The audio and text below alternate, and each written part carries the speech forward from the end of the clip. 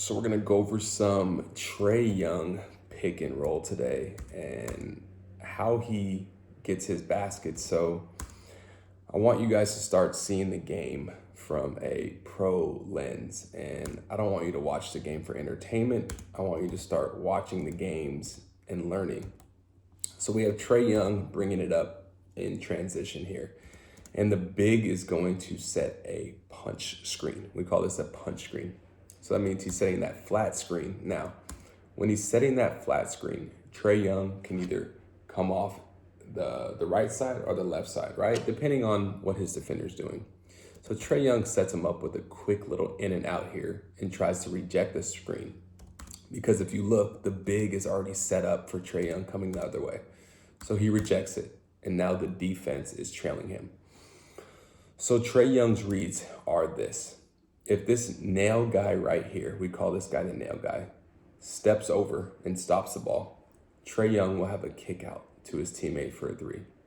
If the nail guy stunts, which means he fakes stopping Trae Young and tries to get back to his man, then Trae Young should go all the way in for a layup. Unless we call this guy the 2-9 guy, comes over here and tries to stop Trae Young. So what's Trae Young's read out of this? Comes, the nail guy stunts, right? He doesn't really fully commit to Trae Young. He notices that. And there's no 2-9 guy. He's worried about his shooter. So Trae Young takes it all the way in for the layup. Simple read. So we have Trae Young in transition. Again, another punch screen, right? This time they switch it. There's really no advantage. He gets back on him. Now, if you don't have an advantage off the first initial action, just go ahead and set up another screen, right? Get the ball back. Now, he has another screen. Now, what are his reads here? The screen's coming. What is his defender doing? His defender is going over the screen. Trae Young notices that. Now, it's a little bunched up in this corner because you have another help guy right here on the corner guy. So Trae Young notices that. He has a few options here. He either can hit this pocket pass, or if the big keeps going backwards, he can have a floater, right? Tyler Hero thinks about putting his hand in there, but he knows if he reaches, Trae Young will get that foul. So he just goes straight up for the floater because the big is worried about the lob, right? Simple, quick reads. Trae Young in transition again. And now the big doesn't even, oh, he does set the screen. I thought he was going to run through. The big sets this screen, right? Now, what are the reads? They're switching. So Trae Young notices that they're switching. Now he has a big guy on him. You don't need to dance around a lot, right? You just make simple, quick moves if you have the big man on you.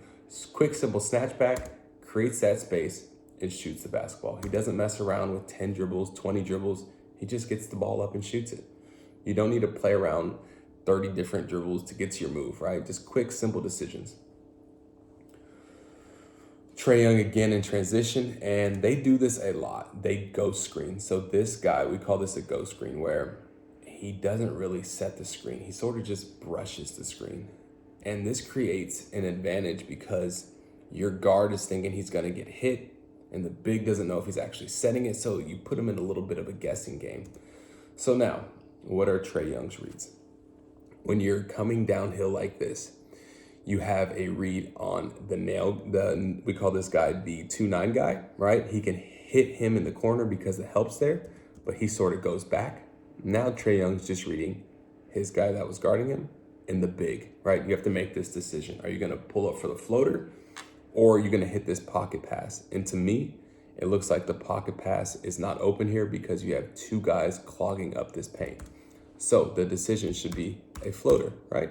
Nice, simple read, works on that shot all the time, floater. Let's go over one more clip. Trae Young is gonna be in transition again, and they're gonna run this ghost screen. And the reason why the ghost screen is so effective is because the guy guarding Trae Young thinks he's going to get hit, right? And he thinks that the big's gonna help. And if you ghost screen it, now you put him in a state of confusion. So what are his reads here? He does have this little pocket pass to his big right here if he wanted it. That's a read for him.